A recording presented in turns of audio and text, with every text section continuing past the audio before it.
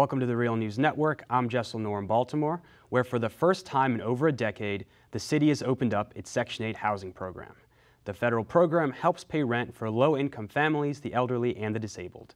Baltimore is a city with rising homelessness, increasing rents, and decreasing amounts of affordable housing, so it's no surprise the turnout has been very high. Over 50,000 people have applied for a lottery that will place 25,000 of them on a wait list, with only a fraction, maybe just 6,000 to 9,000, actually getting housing assistance over the next 6 years. Now joining us to discuss this is Yvonne Wenger, who has reported on this story for the Baltimore Sun. Thank you so much for joining us. Yes, thanks for having me. So talk about what Section 8 housing is and why it's such a vital program for the most disadvantaged citizens of this city. So Section 8 is run by the federal government from HUD, the Housing Urban Development Department, and it provides rent assistance for residents. And it's a generally higher income limit than a lot of other programs. So for example, if you're a single person, you could earn up to about $45,000 and qualify for a voucher. And a family of 4 can earn household income could be as high as about $64,000. That's a local number for Baltimore. And so the voucher allows, in this case, the tenant-based voucher allows the people who receive one to select any apartment in the city that they'd like. You can actually take your voucher and move anywhere in the country, actually. And it takes, it will cover the amount of your rent that exceeds 30% of your income. So it's really sought after. And there's obviously a growing need in Baltimore because we've seen the latest number you're saying was 58,000, and that's about 10% of the city's population that are applying for this, that may qualify for this. That number might be even higher as the sign-up expires tomorrow at midnight.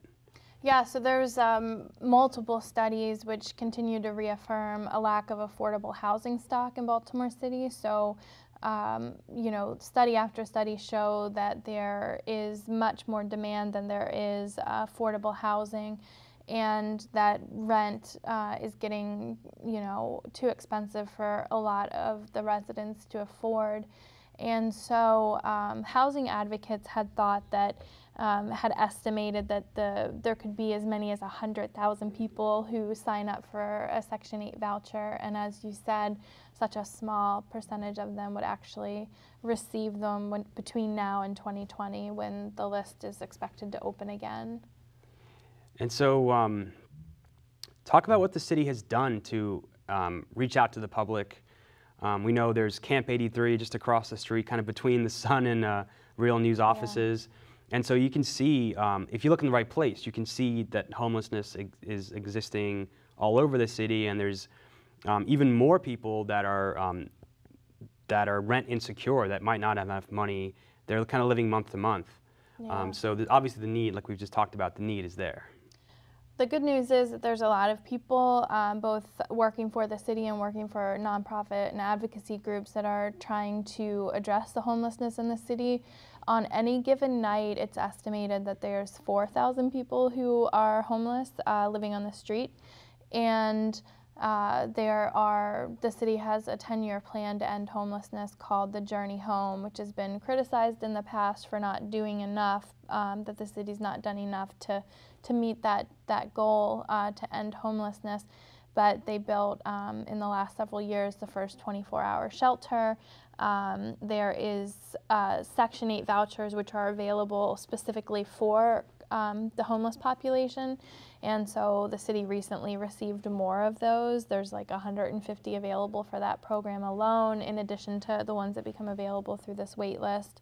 But certainly, you know, you walk downtown in this area, you walk under the, you know, Jones Fall Expressway, our major highway through the city, and you see, you know, people living there.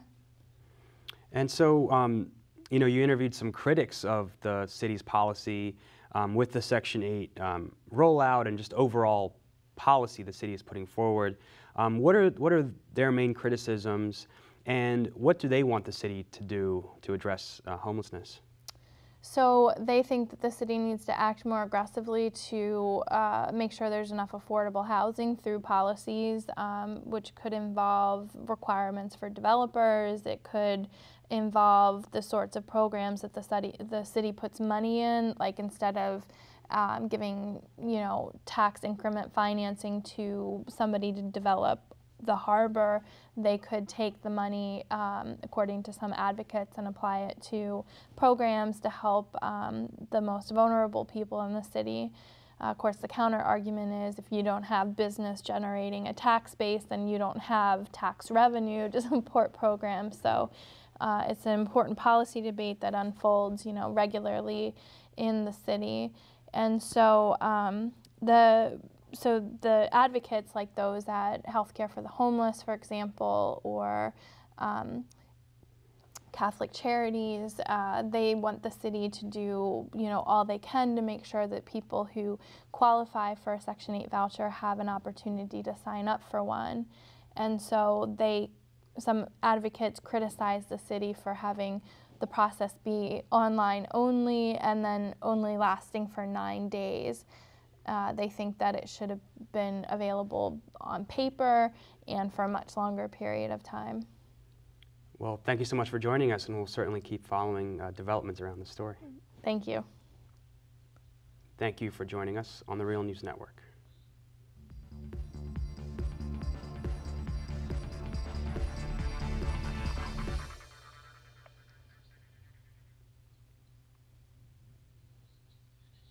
All right, good.